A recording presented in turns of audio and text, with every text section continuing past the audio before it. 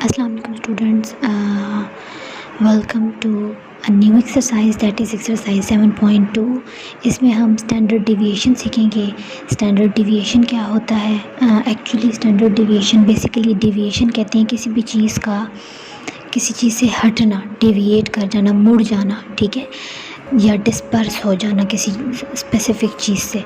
तो standard deviation basically है कि मीन से हमारी वैल्यू जो है वो कितनी डिविएट करती है मीन वैल्यू से, इस चीज़ को स्टैंडर्ड डिविएशन कहा जाता है, ठीक है। मीन्स द डिस्पर्शन और deviation of our value from the mean value, ठीक है।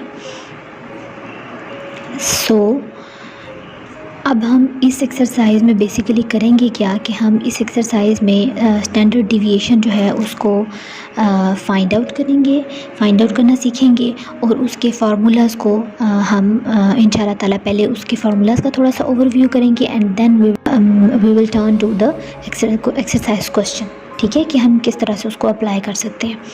स्टैंडर्ड डिविएशन के दो फार्मूलाज होंगे डेफिनेटली, क्योंकि हम पढ़ चुके हैं कि जो हमारे पास स्टैटिस्टिक्स है, स्टैटिस्टिक्स के बारे में मैं आप लोगों को पहले बता चुकी हूँ कि ये कौन सी ब्रांच ऑफ मैथमेटिक्स है। हम इसमें डाटा को एनालाइज करना सीखते हैं, राइट। और डाटा जो है वो हमारे पास दो तरह का होता है, एक को हम ग्रुप्ड डाटा कहते हैं, एक को हम अनग्रुप्ड डाटा कहते हैं। अनग्रुप्ड डाटा वो डाटा होता है जिसमें हमें फ्रीक्वेंसी नहीं गिवन होती, हमें ऐसे ही बंच ऑफ डाटा दे दिया जाता है अनऑर्गेनाइज्ड, और हमने उसको उससे जो है वो इन्फॉर्मेशन अपनी गैदर करके और उसमें से वो स्पेसिफिक क्वांटिटी को कैलकुलेट करना होता है, राइट। डाटा के लिए हम देख रहे हैं कि अनग्रुप डाटा के लिए हमारे पास जो स्टैंडर्ड डिविएशन है उसका क्या फार्मूला हो सकता है। स्टैंडर्ड डिविएशन को हम सिग्मा से डिनोट करते हैं। B sigma is equals to summation of या sum of x minus x bar whole square divided by n। यहाँ पे जो x है वो हमारे पास नंबर ऑफ़ आइटम्स होते हैं जो हम उसमें यूज़ कर रहे होते हैं।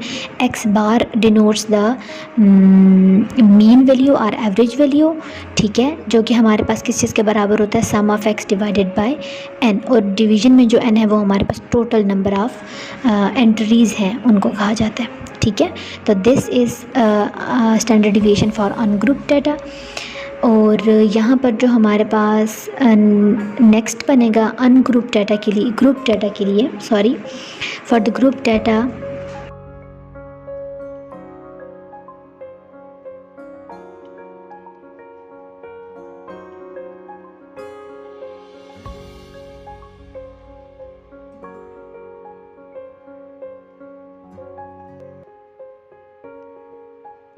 standard deviation is equals to summation of frequency यानी कि f into x minus x bar whole square divided by n। अब यहाँ पर जो n टोटल नंबर है वो हमें किस से मिलेगा, समेशन ऑफ फ्रीक्वेंसी से मिलेगा, ठीक है। और वहाँ पर हम सिंपली जो अनग्रुप डाटा था उसमें हम सिंपली क्या करते हैं, हम उसकी जो एंट्रीज़ हैं उनको काउंट कर लेते हैं और दैट्स इट। फिर x बार जो है वो ग्रुप डाटा के केस में मीन वैल्यू, मीन हम पढ़ चुके हैं कि ग्रुप डाटा के केस में, sorry not ungrouped, group data के केस में हमारे पास मीन किस चीज़ के बराबर होता है, that is equal to summation x bar is equal to summation of f x over summation of f, right. अब सिग्मा के बारे में मैं आपको, जो कैपिटलाइज्ड सिग्मा है, ठीक है, उसको मैं आपको पहले भी बता चुकी हूँ कि ये सम के लिए इस्तेमाल होता है, यानी कि हमारे पास जो रिज़ल्ट होगा ना उसको हम ऐड करके तो करते होते हैं। और इसी तरीके से ग्रुप डाटा के बारे में भी मैं बता चुकी हूँ कि फ्रीक्वेंसी गिवन होगी तो ग्रुप डाटा होगा, ठीक है।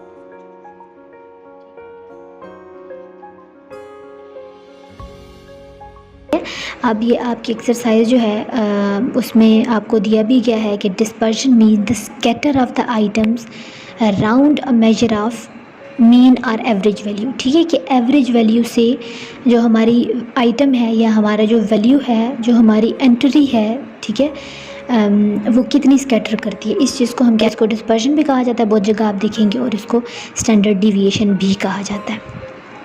अब हम दोनों फार्मूलाज पढ़ चुके हैं, तो अब हम क्वेश्चन बुक के जो क्वेश्चन हैं उनकी तरफ मूव ऑन करते हैं। हमारे पास जो एक्सरसाइज 7.2 है, हम इसका फर्स्ट क्वेश्चन जो है उसको देखेंगे, उसको करने की कोशिश करते हैं। हमारे पास क्या दिया गया है क्वेश्चन नंबर 1 में, calculate the standard deviation from the following data.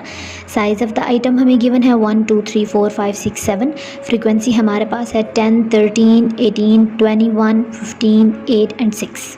ठीक है, तो चलें, अब चूँकि हमें फ्रीक्वेंसी गिवन है तो the data is group data, right. और अब हम क्या करेंगे, ग्रुप डाटा के लिए ही फार्मूला स्टैंडर्ड डिवीएशन का इस्तेमाल करेंगे। चलें जी, तो चलते हैं हम सॉल्यूशन की तरफ। हम क्या करेंगे, हम इसके लिए टेबल ड्रॉ करेंगे। टेबल की पहली एंट्री हम रखेंगे सीरियल नंबर की, दूसरी हमारे पास आ जाएगी साइज़ की या आइटम की, ठीक है, या जिसको हम एक्स से डिनोट करेंगे। और तीसरी हमारे पास होगी फ्रीक्वेंसी, चौथी होगी फ्रीक्वेंसी और आइटम का प्रोडक्ट, ठीक है, एफ मल्टीप्लाइड बाई एक्स। जो उससे नेक्स्ट जो कॉलम होगा वो हमारे पास बनेगा एक्स माइनस एक्स बार। एक्स वही आइटम होगा, ठीक है, और एक्स बार हम मीन कैलकुलेट करेंगे, मीन है। उससे नेक्स्ट जो है वो इसी वैल्यू का स्क्वायर होता है, यानी x minus x bar whole square. और उससे नेक्स्ट कॉलम जो है वो आएगा frequency into x minus x bar whole square. तो ये हमारे पास बनेगा। अब इन सब में हम क्या करेंगे, वो जो क्वेश्चन में हमें साइजेस दिए गए थे और साथ में फ्रीक्वेंसी गिवन था, तो वो चीज़ हम इसके अंदर सब्स्टिट्यूट कर देंगे।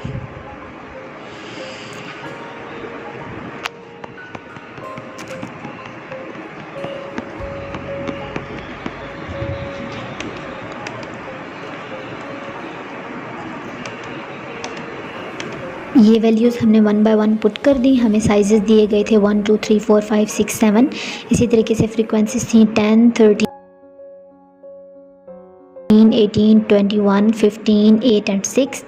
अब अगर हम मल्टीप्लाई करते हैं एफ एक्स के कॉलम में, तो 10 multiplied by 1 10, 13 multiplied by 2 26, 18 multiplied by 3 54, 21 multiplied by 4 84, 15 multiplied by 5 75, 8 multiplied by 6 आ जाएगा 48 एंड 7 मल्टीप्लाइड बाई 6 42। अब जो नेक्स्ट कॉलम है एक्स माइनस एक्स बार का, इसके लिए हमें मीन चाहिए, तो हम मीन की तरफ मूव ऑन करते हैं। मीन का फार्मूला हमारे पास क्या है, x bar is equals to summation of f x divided by summation of f. ठीक हो गया।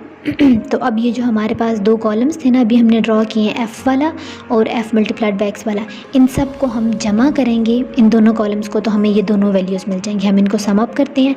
अगर हम सारे के सारे फ्रीक्वेंसीज़ को ऐड अप करते हैं तो हमारे पास क्या बनता है,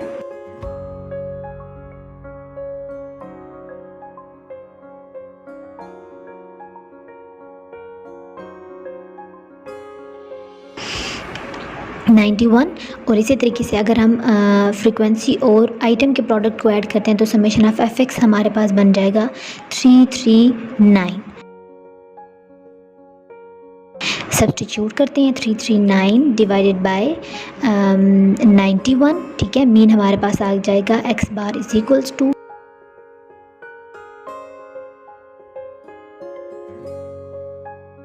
3.75। आपकी बुक ने इसको प्रोबेबली 8 के अप्रॉक्स लिया, लेकिन मैं इसको एग्जैक्ट वैल्यू ही लेना चाहूँगी, क्योंकि अच्छा होता है कि आप एग्जैक्ट वैल्यू ही लें, ठीक है, क्योंकि पॉइंट्स में अच्छा खासा फ़र्क है, तो आप 4 के इक्विवेलेंट इसको ना लें। चलें जी, नेक्स्ट। तो अब हम इसके अंदर जो है अब हम क्या करेंगे, अब हम वो जो मीन हमने कैलकुलेट किया ना 3.75, हम हर एंट्री में से, यानी पहली बार एक्स क्या है 1 है, 1 में से 3.75 को सब्ट्रैक्ट करेंगे, 2 में से 3.75 को सब्ट्रैक्ट करेंगे, 3 में से 3.75 को सब्ट्रैक्ट करेंगे, और इसी तरीके से हम इन वैल्यूज़ को लिखते जाएंगे। 1 में से सब्ट्रैक्ट किया -2.7, 2 में से सब्ट्रैक्ट किया -1.7, 3 में से सब्ट्रैक्ट किया -0.7, 4 में से सब्ट्रैक्ट किया 3.75 को तो 0.3 आ जाए,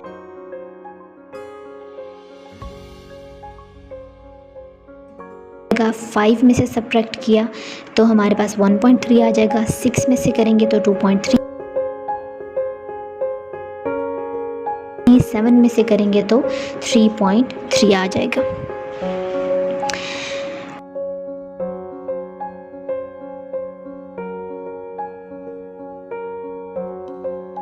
उससे नेक्स्ट कॉलम में हमारे पास है x minus x bar whole square. तो हमने ये जो पीछे का कॉलम था ना, इसका स्क्वायर ले लेना है और वैल्यूज़ को डाल देना है। 2.7 का स्क्वायर लेंगे, ठीक है। तो माइनस माइनस साइन जो है ना, जो जिनके साथ मौजूद है, तो वो क्या हो जाएंगे, वो तो पॉजिटिव हो जाएंगे, क्योंकि नेगेटिव नेगेटिव पॉजिटिव हो जाएगा। 2.7 को 2.7 से मल्टीप्लाई करते हैं, माइनस माइनस प्लस, और 2.7 का जो स्क्वायर होगा वो हो जाएगा 7.29।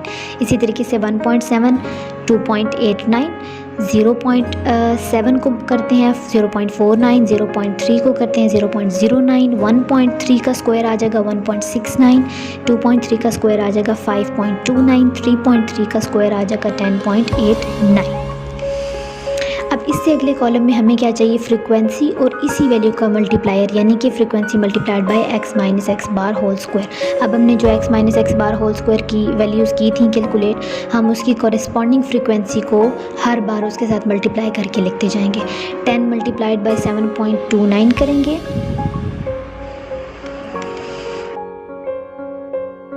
अच्छा, ये अब हम क्या कर क्यों रहे हैं, क्योंकि हमें पता है कि हमारे पास जो स्टैंडर्ड डिविएशन था ना, ये कॉलम हमने उसी बेस पे बेसिकली बनाया है कि जो हमारे पास स्टैंडर्ड डिविएशन है ना, उसका फार्मूला होता है summation of f into x minus x bar whole square divided by n under the root. तो अब हम क्या करेंगे, अब हमें ये वाली चीज़ चाहिए f into x minus x bar whole square. तो हम यही चीज़ फाइंड आउट करेंगे ताकि हम इसको सब्स्टिट्यूट करके कैलकुलेट कर सकें। कॉरेस्पॉन्डिंगली फ्रीक्वेंसी को मल्टीप्लाई कर देंगे। 10 मल्टीप्लाइड बाय 7.29 72.9 हो जाएगा। इसी तरीके से 13 मल्टीप्लाइड बाय 2.89 37.57, 0.49 मल्टीप्लाइड बाय 18 8.82। इसी तरीके से 0.09 को मल्टीप्लाई करते हैं 21 से, तो 20.91।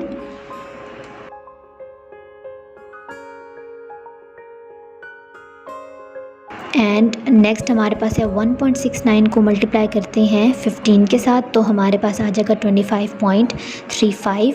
5.29 को मल्टीप्लाई करते हैं 8 के साथ, तो 42.32। इसी तरीके से 6 मल्टीप्लाइड बाई 10.89,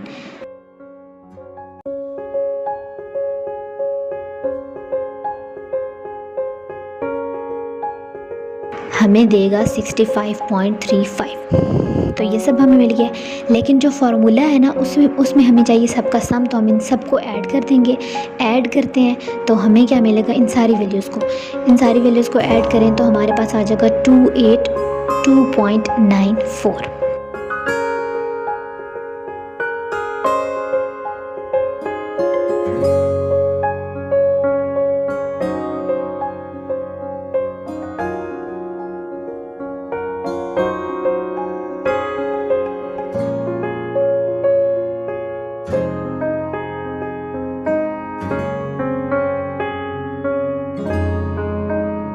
सब्स्टिट्यूट कर देते हैं। अब हमने n तो अभी तक कैलकुलेट नहीं किया क्योंकि हमारे पास जो डाटा था ना वो ग्रुप था, तो n हमें मिलता है समेशन ऑफ f से, ठीक है, समेशन ऑफ f। तो हम इसमें पुट कर देते हैं, समेशन ऑफ f हमारे पास है 91, ठीक है। तो n भी हमें मिल गया, हम इसमें वैल्यूज पुट कर देंगे। Summation of f of x minus x bar whole square की जगह आ जाएगा 282.94 डिवाइडेड बाय n की जगह 91 अंडर द रूट। जब हम इसको कैलकुलेट करते हैं तो इन दोनों को डिवाइड करने के बाद इसका रूट लेते हैं 1.76, हमारे पास स्टैंडर्ड डिविएशन आ गया। And this is our answer कि हमारी जो वैल्यू है ना, हर आइटम की वैल्यू वो इतना डिविएट करती है अप्रॉक्सीमेटली, ठीक है, इतना डिविएट करती है मीन वैल्यू से। This is all about the standard deviation. Thank you so much for watching. Take care. अल्लाह हाफिज़।